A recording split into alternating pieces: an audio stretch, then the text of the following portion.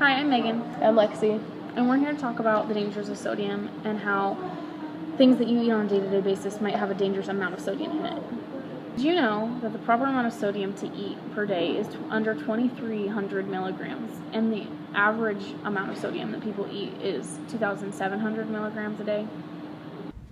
Would you rather have a chicken clubhouse sandwich from McDonald's or a mushroom Swiss burger from Dairy Queen? A mushroom Swiss. What if I told you that the mushroom Swiss burger has 750 milligrams of sodium, which is 26.6% of your daily sodium intake, and that is not even including fries in a drink? Excess sodium also can lead to high blood pressure, heart attacks, and eventually heart failure. What would you choose if I told you that? Probably neither of them. Oh. Would you rather have a chicken clubhouse sandwich from McDonald's or a mushroom Swiss burger from Dairy Queen? The burger from Dairy Queen. What if I told you that the mushroom Swiss burger has 750 milligrams of sodium, which is 26.6% of your daily sodium intake, and that is not even including fries in a drink? Excess sodium also can lead to high blood pressure, heart attacks, and eventually heart failure. What would you pick if I told you that? The hamburger. Also, salt and sodium are not the same thing. Salt is made up of sodium and chlorine and other forms of sodium in food, such as baking soda and food additives. A big reason why sodium is so important to the human body is because it helps it work right.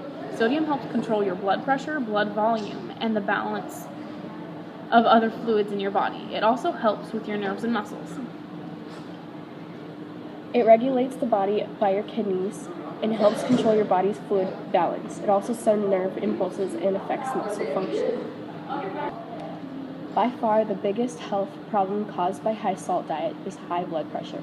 On average, the more salt you eat, the more likely you are to have high blood pressure. And high blood pressure raises your risk for stroke, kidney problems, heart failure, blindness, and heart attacks. You can counteract the negative effects of a high salt diet with your physical activity. Studies show that the more active you are, the less your blood pressure rises from this high salt diet. So if you're not active, you need to be even more careful with eating less salt. Okay, so we know that not a lot of people worry about their sodium intake, but blood pressure usually increases with age, so nearly everyone should be concerned. And we know that sodium intake is directly related to blood pressure. And reducing sodium intake to prevent high blood pressure is important for everyone, including adults and children. So we asked individuals earlier if they had ever felt bloated after eating high salt foods. We'll show that video now. Have you ever felt really bloated before after eating something? Yes. Did you know that had to do with your sodium intake, and that reducing that can significantly reduce strokes, heart attacks, and other cardiovascular diseases, and can very well help with your bloating problem? Yes. Cool. Have you ever felt really bloated before after eating something? Yeah. Did you know that had to do with your sodium intake, and reducing your salt intake can significantly reduce strokes, heart attacks, and other cardiovascular diseases? Now that you know that, will you reduce on your sodium? Yes. Salt causes your body to retain water, predominantly around your abdomen. Not all bloating is a result of gas. In some ways, water retention is even harder to alleviate than gas, so it is important to avoid high salt foods.